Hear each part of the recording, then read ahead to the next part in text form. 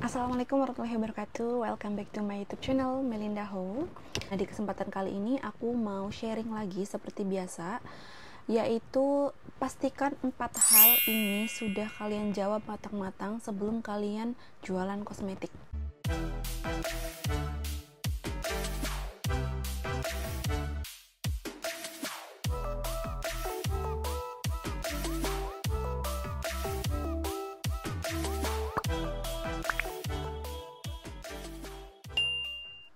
Oke, yang pertama adalah cek niat kalian membuka usaha kosmetik itu apa. Jangan bilang kalian itu pengen buka usaha kosmetik ya karena sekedar mau usaha aja, buka usaha gitu, kayak pengen cari cuan, atau kalian ya pengen punya penghasilan lebih gitu, pengen punya penghasilan dari sumber yang lain gitu. Misalnya kayak ya aku pengen ada pemasukan lain selain dari gaji aku. Kira-kira usaha apa? Ternyata lagi tren usaha kosmetik nih, ya udah kita ambil jualan kosmetik gitu.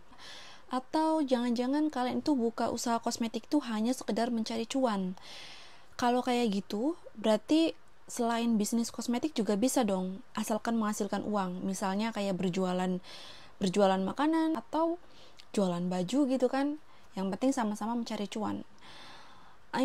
Maksudnya apa benar kalian itu membuka usaha kosmetik itu niatnya seringan itu gitu, seenteng itu?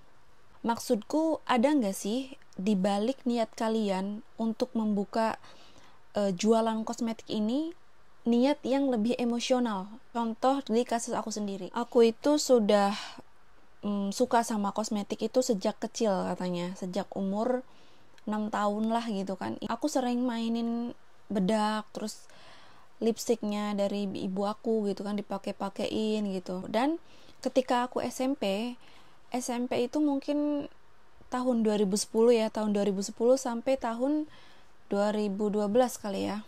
Nah, itu aku sudah senang sama main skincare. Kayak aku udah pakai sunblock, udah pakai day cream, udah pakai toner, udah pakai pencuci muka tanpa ada yang mengajari. Aku cuman melihat kebiasaan ibuku ketika ibuku itu pakai rutinitas sehari-harinya gitu kan ya.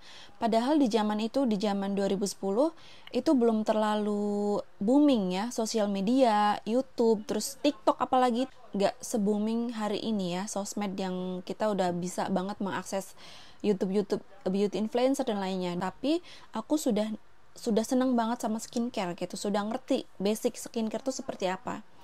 Dan ketika aku beranjak SMA, aku mulai tuh nabung untuk beli kosmetik aku sendiri.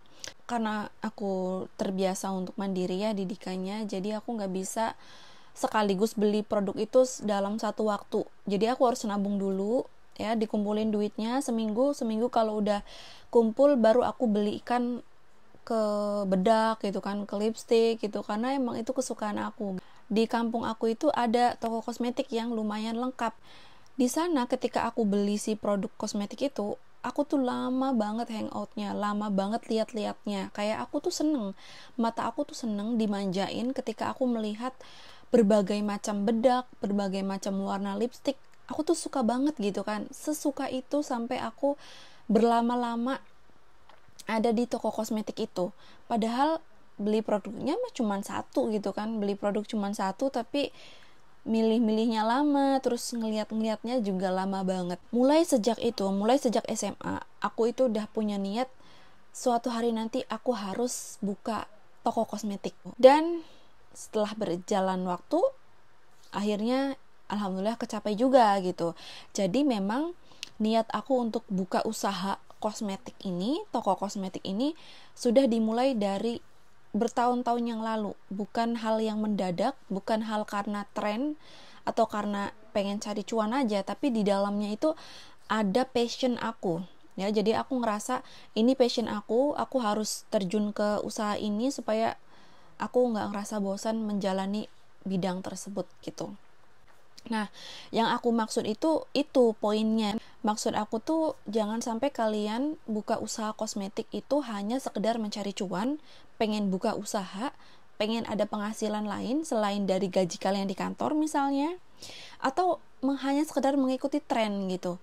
Karena kalau kayak gitu, antara kalian dan usaha kalian itu nanti kurang bonding, ikatan batinnya tuh kurang ya, karena ya alasannya cuman sedikit, cuman sepele. Jadi bila mana kalian menemui kendala, masalah di usaha kalian, kalian tuh bakal cepat menyerah karena dari awal sudah tidak ada bonding yang kuat antara kalian dan usaha kalian.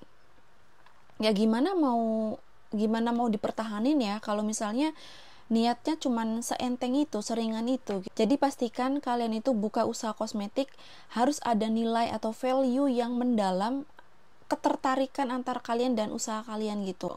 Oke, poin kedua adalah kosmetik, skincare, dan makeup. Apakah benar itu adalah passion kalian? Ini juga pertanyaan yang harus kalian jawab dengan jawaban yang matang. Jangan kalian mikir-mikir dulu baru jawab. Tapi harus jelas, harus pasti gitu. Iya, benar. Kosmetik, skincare, dan makeup ini adalah passion saya. Kalau kalian sudah punya jawaban itu berarti oke, lanjutkan. Tapi kalau misalnya kalian masih ragu-ragu dengan jawaban kalian, masih mikir-mikir gitu, wah berarti itu kalian harus pertanyakan lagi tuh niat kalian tuh. Setiap usaha itu pasti akan menemui titik jenuh, akan menemui titik capek, lelah. Ya wajar lah ya, itu aku rasa itu manusiawi karena setiap orang juga pasti merasakan hal itu. Sekalipun suka sama bidang itu pasti ada rasa jenuh itu. Kalau misalnya kalian tuh bener-bener cinta sama bidang ini, passionnya kamu, ya nanti kalau misalnya kalian menemui titik kejenuhan, kalian tuh bakalan cepet kembali fresh lagi. Rasa capek itu, rasa jenuh itu akan digantikan oleh kebahagiaan atau kelegaan yang sulit digambarkan gitu. Kayak sedikit aja pencapaian yang kalian bisa raih, kalian tuh bisa bergembira, bisa seneng. Misalnya kita punya customer nih, customer itu tiba-tiba datang ke kita ngucapin terima kasih ya Mbak, kemarin produk yang Mbak rekomendasikan itu ternyata benar-benar cocok di aku. Dikasih apresiasi yang kayak gitu pasti seneng dong. Kita tuh bakalan terinspirasi lagi bahwa oh ya, aku harus bangkit, aku harus semangat lagi supaya akan ada banyak orang yang terbantu dengan produk-produk yang aku jual. Kalau kalian sudah cinta sama bidang ini, kalian pasti akan mencari tahu semua hal tentang kosmetik, tentang makeup, tentang skincare. Kalian pasti akan cari tahu karena kalian itu suka sama bidang ini. Nah, ketika kalian sudah cari tahu kandungan-kandungan ingredients yang cocok untuk kulit kering tuh misalnya apa, oh berarti produk yang mengandung ada kandungan hyaluronic acid misalnya, atau niacinamide untuk mencerahkan kulit. Atau kalau misalnya pengen ngempesin jerawat, pakai kandungan apa? Oh, pakai kandungan allantoin misalnya gitu kan. Itu juga termasuk pengetahuan yang berharga, yang nanti bisa berguna untuk kelangsungan bisnis kalian. Maksud aku gini, nggak mesti kalian itu mencari tahu tentang kimia, bahan kimia apa lainnya gitu, nggak mesti medis banget ya, tapi kayak basic-basicnya aja kalian tuh tahu supaya kalian itu bisa merekomendasikan produk yang cocok sesuai dengan kebutuhan customer kalian gitu. Customer datang ke kita nih, mereka itu datang ke kita itu dengan membawa masalah mereka, berharap bahwa kita si penyedia produk ini bisa memberikan solusi ke mereka gitu kan. Kayak, Mbak, ini apa sih, wajah aku jerawatan, wajah aku kok perih ya, kok panas ya setelah memakai produk ini gitu kan, kira-kira bisa balik laginya gimana ya. Ditanyain, tadinya Mbak pakai produk apa ya? Oh, pakai produk ini.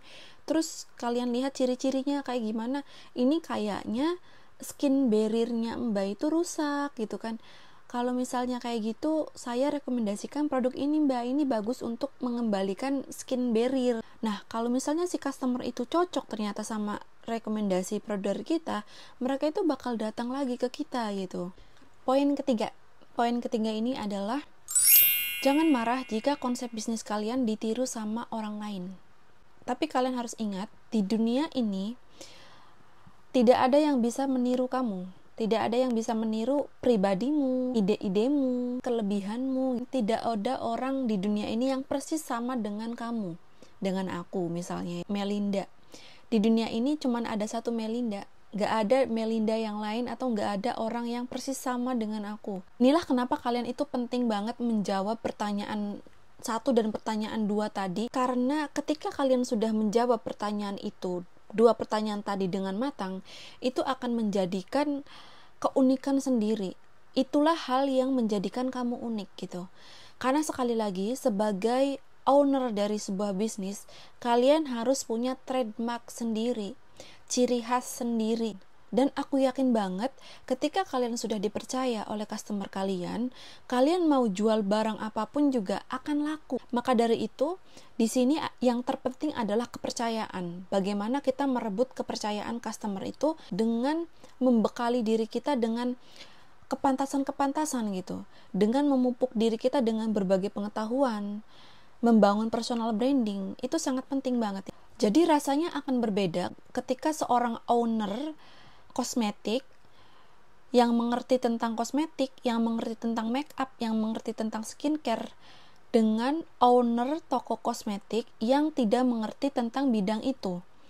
Rasanya akan berbeda, teman-teman. Percaya deh sama aku. Ketika kalian sudah menguasai bidang tersebut, terus kalian buka usaha di bidang itu akan menjadikan nilai plus buat kalian. Suatu hari ada customer kalian datang ke toko menanyakan, "Mbak, ada nggak produk foundation Naturaktor?" misalnya. Naturaktor, kalian tahu kan? Naturaktor itu ini. Produknya di sini. Ini adalah produk foundation yang udah melegenda banget di kalangan makeup artist ya. Nah, tiba-tiba karena customer kalian itu adalah seorang makeup artist ya, terus kalian jawab, "Naturaktor, produk apa itu ya Mbak ya?" gitu kan. Jadi, ketika kalian menjawab tidak tahu, itu udah, menurut aku kalian udah jatuh di mata mereka gitu.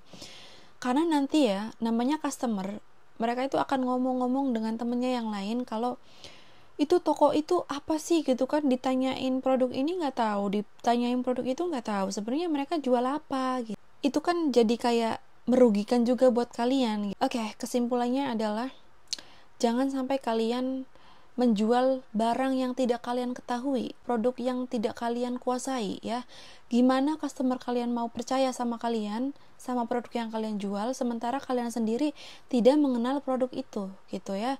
Jadi sebelum kalian meyakinkan customer, kalian juga harus meyakinkan diri sendiri dulu. Kalian sudah pasti tahu kan, sudah pasti kenal banget sama kata Chef Rasya ya. Doi itu adalah seorang influencer, beauty influencer di YouTube, yang mana dia itu sering mereview produk-produk kosmetik, produk-produk skincare, make up.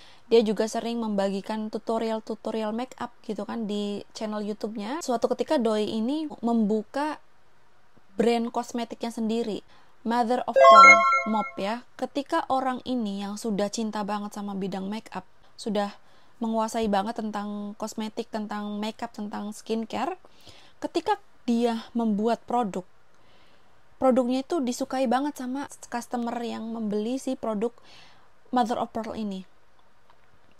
Mereka bilang, salah satu ulasannya aku pernah baca di reviewnya itu, seolah-olah lip gloss ini dibuat khusus untuk mereka.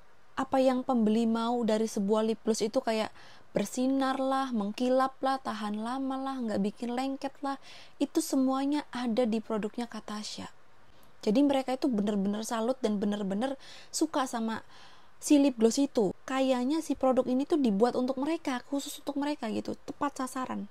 Nah, aku mau tekankan, aku di sini tidak di endorse atau apapun itu dari brandnya Katasha, bukan. Aku hanya sekedar menganalisa dan memberikan contoh bahwa ini loh, kalau misalnya kita bekerja di bidang yang kita sukai, di bidang yang kita cintai, kita akan menjadi sesuatu yang besar. Contoh nyatanya seperti Katasha, ketika dia bikin produk kosmetik, dia nggak gagal, tidak ada produk dia yang gagal, semuanya disukai oleh customer, karena dia memang minat. Ya udah, ketika dia membuat brand, membangun brand, ya melejit lah gitu kan ya. Jadi please banget, tolong banget buat kalian yang tidak terlalu suka sama bidang kosmetik, tidak terlalu suka sama make up, sama skincare, please banget untuk kalian itu dipikirkan lagi.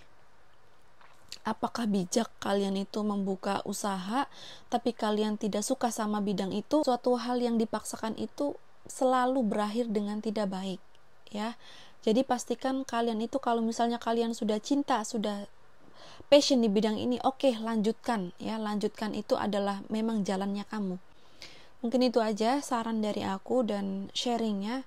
Terima kasih yang sudah nonton videonya sampai habis. Dan kalau kalian suka dan merasa terbantu dengan video ini, tolong di like videonya dan di subscribe channel YouTube aku, karena dengan kalian mensubscribe, aku makin semangat untuk membuat konten-konten selanjutnya. Oke, Assalamualaikum warahmatullahi wabarakatuh.